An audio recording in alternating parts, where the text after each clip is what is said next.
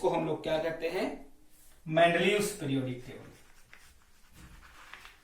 ठीक है, Mendeleev's periodic.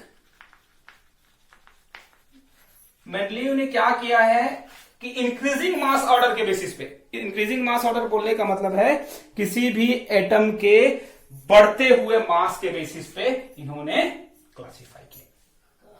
ठीक, अब क्या किया था ये सुन लें। ठीक है, मेंडलीव ने अपने पीरियोडिक टेबल में जितने भी एलिमेंट्स हैं, ठीक है, उनको दो बेसिस पे क्लासिफाई किया। ठीक है, कौन सा दो बेसिस है जी?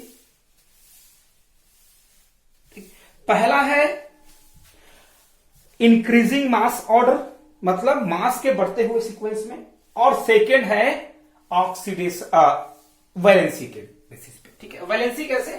ठीक है, तो देखिए 1 2 3 4, ठीक है, फिर 3 2 1। ठीक, तो इस तरीके से क्या होगा, 1 2 3 4 5 6 7। ठीक है, कंसेक्यूटिव 7 जो है ग्रुप्स उन्होंने बना दिए, 1 2 3 4, मतलब वैलेंसी 1 2 3 4, या इसको आप ऑक्सीडेशन स्टेट भी बोल सकते हैं। ठीक है, जैसा आप समझे ज्यादा बढ़िया है। 2 और लास्ट में 3 एलिमेंट्स, ऐसे 3 एलिमेंट्स का उन्होंने ग्रुप रखा जिनका ऑक्सीडेशन स्टेट फिक्स नहीं था। +1 ऑक्सीडेशन स्टेट वाले, +2 ऑक्सीडेशन स्टेट, +3 +4। ठीक है, अब ये प्लस माइनस 4 दोनों हो सकता है। ठीक है, फिर -3 ऐसा समझ सकते हैं, +1 +2 +3 +-4। ठीक, फिर -3 -2 -1। ठीक है, इसके बाद 3 एलिमेंट्स का ग्रुप इन्होंने बनाया था। ठीक है, 3 ऐसे एलिमेंट्स जिनका ऑक्सीडेशन स्टेट फिक्स नहीं होता है, उनको एक साथ रखने के लिए। ठीक है, अब याद रखिए मेंडलीव का जो पीरियोडिक टेबल इनिशियली आया था उसमें इनर्ट गैसेस के लिए कोई जगह नहीं था। ठीक है, मेंडलीव ने अपने पीरियोडिक टेबल में टोटल 7 पीरियड्स। ठीक है, पीरियड का मतलब क्या होता है जी? ठीक है, पीरियड मतलब ऐसा, ठीक है, लेफ्ट टू राइट जो जाता है वो पीरियड कहलाएगा। ठीक है, और ग्रुप मतलब ऊपर से नीचे। ठीक है, इसको ग्रुप कहते हैं। तो टोटल 8 ग्रुप्स इनिशियली और लेटर 9 ग्रुप्स।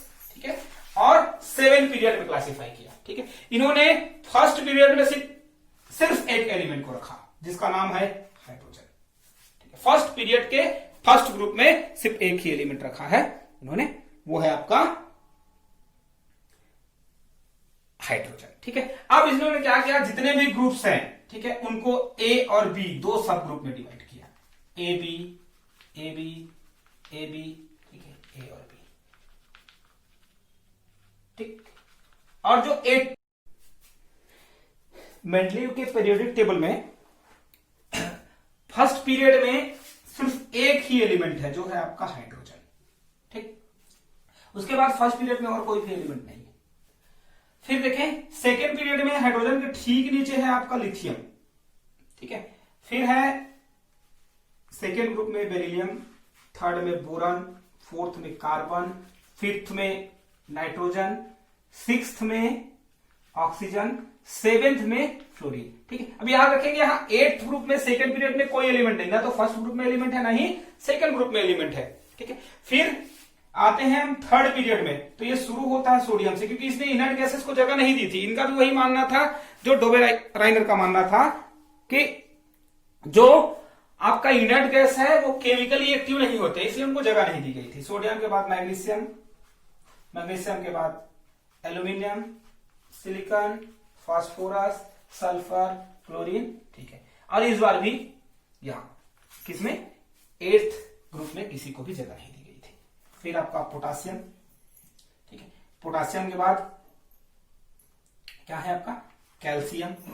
ठीक, अब कैल्शियम के बाद जो है शुरू होता है आपका जो ग्रुप है, जो सब ग्रुप डिवाइड किया गया था। ठीक है, सब ग्रुप मतलब ए और बी। ठीक है, तो यहां थर्ड ग्रुप में ही आएगा लेकिन बी में आएगा स्कैंडियम, वैसे ही फोर्थ का बी में आएगा टाइटेनियम, फिफ्थ के बी में आएगा आपका वेनेडियम, फिर बी में क्रोमियम। ठीक है, फिर मैग्नीज। ठीक है, बी में याद रखिए अभी तक जितने एलिमेंट थे सब ए में आ रहे थे, ए सब ग्रुप में। अब जो आपका स्कैंडियम, टाइटेनियम, इरिडियम, क्रोमियम और मैग्नीज जो है वो सब ग्रुप बी में आ रहा है। ठीक है, अब मैग्नीज के बाद जो 3 एलिमेंट है कौन कौन से, आयरन, कोबाल्ट और निकेल। ठीक है, ये एक साथ आएंगे 8 ग्रुप में। ठीक है, फिर जो आपका 4th पीरियड है, ठीक है, इसी 4th पीरियड में फिर से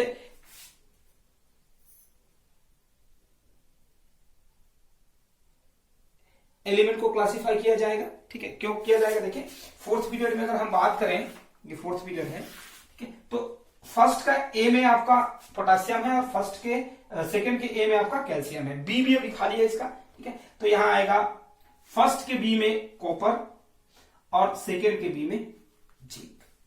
ठीक है, उसके बाद थर्ड का बी फील है, ए खाली है। ठीक है, तो उसमें क्या आएगा आपका गैलियम। ठीक, गैलियम के बाद जर्मेनियम, आर्सेनिक। तो इस तरीके से इन्होंने क्लासिफाई किया जितने भी एलिमेंट्स हैं उनको 8 ग्रुप्स में। ठीक है, और हर 1 to 7 ग्रुप को ए बी 2 सब ग्रुप में, और 8th ग्रुप में एक साथ 3 एलिमेंट्स को रखा। कौन से 3 एलिमेंट्स जिनका ऑक्सीडेशन स्टेट फिक्स नहीं है, +1 ऑक्सीडेशन, +2, +3, +-4, -3, -2, -1। इस तरीके से 7 ग्रुप और 8th ग्रुप में वेरिएबल ऑक्सीडेशन स्टेट वाले एलिमेंट्स को उसने रखा था। ठीक है, अब जब इसका विरोध हुआ, ठीक है, लोगों ने जब अपोज किया कि इनर्ट गैसेस को जगह नहीं दी गई है, तब इन्होंने पीछे 8th ग्रुप के ठीक पीछे एक 9th ग्रुप बना करके इनर्ट गैसेस को प्लेस कर दिया। ठीक है, तो इस तरीके से इसमें अब 9 ग्रुप्स और 7 पीरियड्स हो गए हैं। ठीक है, तो ये आपका मेंडलीव का पीरियोडिक टेबल है। नेक्स्ट पार्ट में हम बात करेंगे कि मेंडलीव के पीरियोडिक टेबल में कौन कौन से लिमिटेशंस हैं। पहले इसका इंपॉर्टेंस पढ़ेंगे, फिर इसका लिमिटेशन और इसके ठीक है एप्लीकेशन। तो मेंडलीव पीरियोडिक टेबल के बहुत सारे एप्लीकेशन हैं। सबसे पहला है फॉर न्यू एलिमेंट्स। ठीक है, जो न्यू एलिमेंट्स, नए एलिमेंट्स है, उनका पोजीशन डिसाइड करने के लिए ये बहुत हेल्पफुल है। इसके बेसिस पे हम किसी भी एलिमेंट के एटॉमिक मास के बेसिस पे उसका पोजीशन डिसाइड कर सकते हैं। ठीक है, सेकेंड क्या है, नए जो एलिमेंट्स हैं, ठीक है, उनको ढूंढा जा सकता है। ठीक है, इस पीरियोडिक टेबल को यूज करके, कैरेक्टर्स को यूज करके नए एलिमेंट्स को ढूंढा जा सकता है। ठीक है, किसी भी एलिमेंट का हम एटॉमिक मास कैलकुलेट कर सकते हैं पीरियोडिक टेबल के बेसिस पे। ठीक है, और क्या है, अगर किसी एटम का एटॉमिक मास में थोड़ा बहुत कॉन्ट्रडिक्शन हो, जैसे लिथियम, जैसे बेरिलियम का एटॉमिक मास, ठीक है, बेरिलियम का जो इक्विवेलेंट मास है वो 4.5 होता है। ठीक है, और पहले बेरिलियम क्योंकि इसको ट्राइवेलेंट माना जाता था, इसी ट्राइवेलेंसी के कारण इसको 4.5 से मल्टीप्लाई करके इसका 13.5 मतलब अप्रोक्सीमेट 13 एटॉमिक मास कंसीडर किया जाता था। ठीक है, लेकिन मेंडलीव के पीरियोडिक टेबल से ये चीज समझ में आ गया है कि बेरिलियम की वैलेंसी 2 होती है। ठीक है, इसी 2 वैलेंसी के कारण जो इसका जो इक्विवेलेंट मास है उसको 2 से मल्टीप्लाई करेंगे तो ये होगा 9। तो एग्जैक्ट जो इसका मास कितना आता है नहीं आता है। तो ये कुछ एप्लीकेशंस है जिनसे हम, जिनका यूज हम करते हैं, जिनसे बहुत सारी चीजें हमको मिलती है। ठीक है, अब है डीमेरिट्स। डीमेरिट मतलब क्या है, लिमिटेशंस। इस पीरियोडिक टेबल की लिमिटेशंस क्या क्या है। ठीक है, तो लिमिटेशन की बात करें तो लिमिटेशंस में सबसे पहला आता है प्लेस फॉर हाइड्रोजन, हाइड्रोजन का प्लेस। ठीक है, तो इसने जो हाइड्रोजन का प्लेस डिसाइड किया है, ठीक है, फर्स्ट पीरियड में, वो सुटेबल नहीं है क्योंकि हाइड्रोजन के कैरेक्टर्स जो है बाकी उस ग्रुप के एलिमेंट के साथ मैच नहीं करते हैं। ठीक है, सेकेंड लेंथेनाइट्स और एक्टिनाइट्स, जिनको रेयर अर्थ मेटल्स कहते हैं। ठीक है, रेयर अर्थ मेटल्स, मेटल्स के लिए एक फिक्स जगह नहीं दी गई है इस पीरियोडिक टेबल में। ठीक है, क्योंकि देखें अगर अच्छे से स्टडी करेंगे तो मेंडलीव के पीरियोडिक टेबल में रेयर अर्थ मेटल को अलग से, ठीक है, उस पीरियोडिक टेबल के ठीक नीचे रख दिया गया है। नेक्स्ट क्या है, ठीक है। लाइटर एलिमेंट्स जो है वो हैवियर एलिमेंट के बाद रख दिए गए हैं, ठीक है। कुछ ऐसे एलिमेंट्स हैं जो लाइटर है, जिनका मास जो है कम है, लेकिन वो हैवियर एलिमेंट के बाद रखे गए हैं। फॉर एग्जांपल देखें आपका आर्गन और पोटासियम, ठीक है। आर्गन का मास 39.9 होता है और पोटासियम को होता है 39.1, ठीक है, एटॉमिक मास। अब देखिए 39.9 को पहले रखा गया है और 39.1 को बाद में रखा गया है। वैसे ही आपका कोबाल्ट और निकिल का है, ठीक है। कोबाल्ट का मास जो है निकिल के मास से ज्यादा होता है, लेकिन उसके बाद भी कोबाल्ट को निकिल के पहले रखा गया है, ठीक है। ऐसे ही है डिसिमिलर एलिमेंट्स को एक साथ रख दिया गया है। डिसिमिलर एलिमेंट बोलने का मतलब क्या है, कॉपर, ठीक है, और अल्कली मेटल जैसे पोटासियम, सोडियम, ये सब फर्स्ट ग्रुप एलिमेंट है, जबकि दोनों के कैरेक्टर में बहुत ज्यादा डिफरेंस होता है। कॉपर लिस्ट रिएक्टिव एलिमेंट है, जबकि जो अल्कली मेटल्स हैं वो हाईली रिएक्टिव एलिमेंट्स होते हैं, ठीक है। ऐसे ही सिमिलर एलिमेंट्स को अलग अलग ग्रुप में रखा गया। सिमिलर एलिमेंट बोलने का मतलब क्या है, गोल्ड और प्लेटिनम, ठीक है, कॉपर और मर्क्यूरी, ठीक है। इनके कैरेक्टर्स जो है आपस में बहुत मिलते हैं, बहुत सारे कैरेक्टर्स मैच करते हैं, उसके बाद भी इन सबको अलग रख दिया गया है।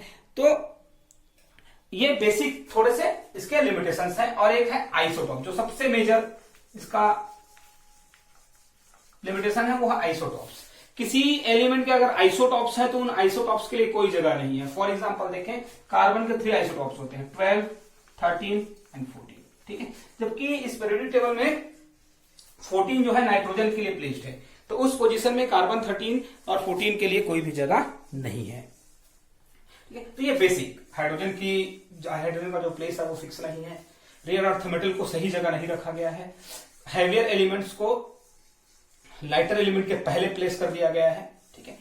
और सिमिलर एलिमेंट्स को अलग अलग ग्रुप में रखा गया है और डिसिमिलर एलिमेंट्स को एक साथ रख दिया गया है। और साथ ही साथ जो आइसोटॉप्स हैं, ठीक है, आइसोटॉप्स मतलब ऐसे एलिमेंट्स जिनका एटॉमिक नंबर तो सेम होता है लेकिन एटॉमिक मास डिफरेंट होता है, हमको आइसोटॉप्स कहते हैं। तो आइसोटॉप्स के लिए यहां कोई जगह नहीं है, क्योंकि एक पर्टिकुलर मास के बेसिस पे हम देखें तो नाइट्रोजन 14 होता है, जो 14 मास है वो प्लेस नाइट्रोजन के लिए रिजर्व है, तो कार्बन 14 जो है यहां हम उसको नहीं रख सकते हैं। तो ये बेसिक लिमिटेशंस है, ठीक है।